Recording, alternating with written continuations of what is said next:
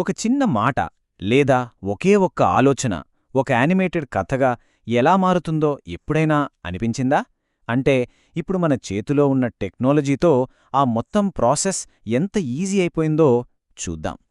ప్రతి కథకి ఒక ఆరంభం ఉంటుంది కదా. మన కథకి ఇదే ఆ ఆరంభం. రాకుమారి మాయ ధైర్యంగా చెప్పిన ఈ ఒక్క మాటే మనం ఇప్పుడు చేయబోయే యానిమేషన్కి పునాది అన్నమాట. సరే, బావుంది. కాని కేవలం అక్షరాల్లో ఉన్న ఆ ఒక్క వాక్యం కళ్ల ముందు కదిలే ఒక యానిమేటెడ్ సీన్గా ఎలా మారుతుంది? అదేంటో తెలుసుకోవడానికే మన ఈ ప్రయాణం. ఓకే, మన ప్రయాణానికి ఒక మ్యాప్ కావాలి కదా. అందుకే దీన్ని మనం ఒక 5 భాగాలుగా చూద్దాం.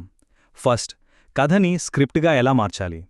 తర్వాత, ఆ కథ కోసం పాత్రల్ని, ప్రపంచాన్ని ఎలా సృష్టించాలి. ఆ పైన వాళ్ళకి యాక్షన్స్ ఎలా ఇవ్వాలి. దీనికి వాయిస్, మ్యూజిక్ ఎలా యాడ్ చేయాలి. ఫైనల్గా తయారైన మన యానిమేషన్ని అందరితో ఎలా పంచుకోవాలి. So first step script.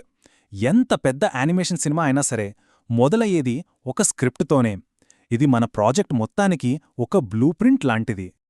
మన కథ ఏంటంటే, మాయా అనే ఒక మంచి రాకుమారి ఉంటుంది. ఒక చెడ్డ మాంత్రికుడు అడవిలో నీళ్లన్నీ మాయం చేస్తాడు. ఇక్కడ ఒక హీరో ఉంది, ఒక విలన్ ఉన్నాడు, ఒక ప్రాబ్లం ఉంది, ఆ ప్రాబ్లంకి ఒక సొల్యూషన్ కూడా ఉంది. యానిమేషన్కి కావలసినవన్నీ పర్ఫెక్ట్గా సెట్ అయ్యాయి. రైట్, స్క్రిప్ట్ అయితే రెడీ. మరిప్పుడు ఈ కథలో ఉన్న పేర్లకి రూపమివ్వాలి, ఆ ప్రపంచానికి రంగులద్దాలి కదా. పదండి, మన క్యారెక్టర్స్ని, వాళ్ళుండే ప్రపంచాన్ని క్రియేట్ చేద్దాం. అయ్యో, మాకు డ్రాయింగ్ రాదే అని ఫీల్ అవ్వక్కర్లేదు. ఇప్పుడున్న యానిమేషన్ టూల్స్లో మన ఊహల్లో ఉన్న క్యారెక్టర్ని సృష్టించడం చాలా సింపుల్. జస్ట్ ఇలా కొన్ని స్టెప్స్ ఫాలో అయితే చాలు. టెక్నికల్గా చెప్పాలంటే యానిమేషన్ ప్రాసెస్లో ఈ దశనే ప్రీ ప్రొడక్షన్ అంటారు. అంటే ప్రొడక్షన్ మొదలు పెట్టకముందే మన ఐడియాని డెవలప్ చేయడం, క్యారెక్టర్స్ ఎలా ఉండాలి, కథ ఎలా వెళ్ళాలి, మొత్తం లుక్ అండ్ ఫీల్ ఎలా ఉండాలి, ఇలాంటివన్నీ ఇక్కడే డిసైడ్ చేస్తారన్నమాట. క్యారెక్టర్స్ మాత్రమే కాదు, వాళ్ళు ఉండే లొకేషన్ కూడా అంతే ముఖ్యం. మన కథలో అడవి ఎండిపోయింది కదా, దానికోసం యానిమేకర్ లాంటి టూల్స్లో గాని లేదా వెక్టీజీ లాంటి సైట్లో గాని డ్రై ఫారెస్ట్ అని వెతుకుతే చాలు, వేల కొద్ది ఆప్షన్స్ వచ్చేస్తాయి. Okay, characters ready, setting ready. ఇక అసలు మ్యాజిక్ మొదలుపెట్టే టైం వచ్చింది. మన పాత్రలకి ప్రాణం పోసి వాటిని కదిలించేద్దాం. ఒకప్పుడు యానిమేషన్ అంటే ప్రతి ఫ్రేమ్ని చేత్తో గీయాలి. అంటే ఒక్క సెకండ్ వీడియోకి దాదాపు 24 బొమ్మలు. చాలా కష్టం.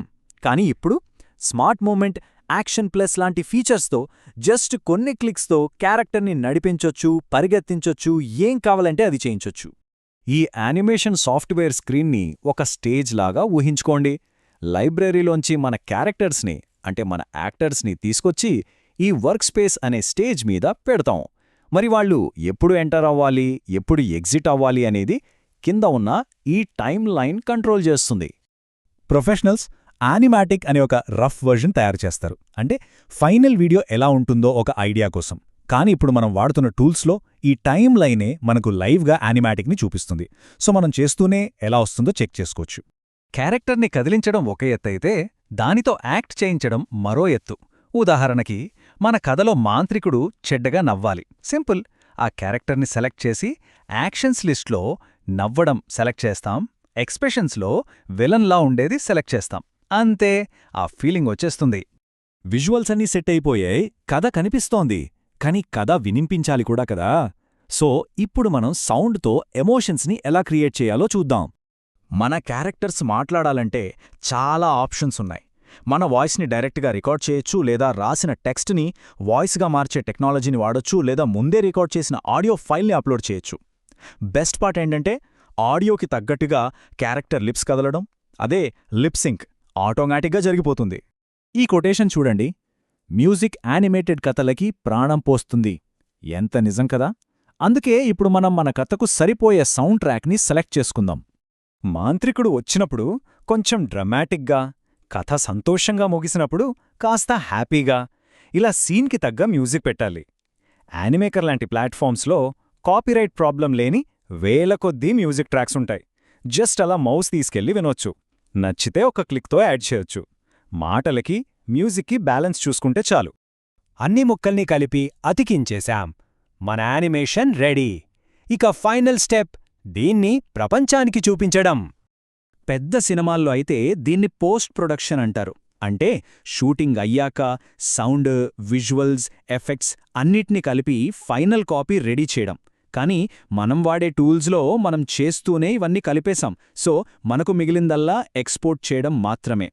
జస్ట్ ఆ పబ్లిష్ బటన్ నొక్కగానే మన వీడియోని కంప్యూటర్లోకి డౌన్లోడ్ చేసుకోవచ్చు, లేదా డైరెక్ట్గా సోషల్ మీడియాలో పోస్ట్ చేయొచ్చు.